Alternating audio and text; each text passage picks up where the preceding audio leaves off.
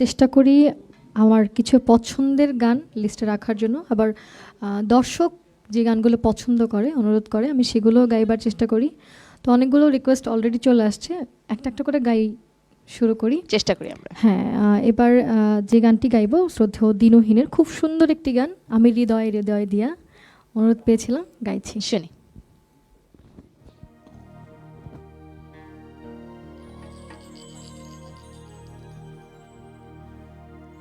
ওই আমি হৃদয়ে হৃদয় দিয়া,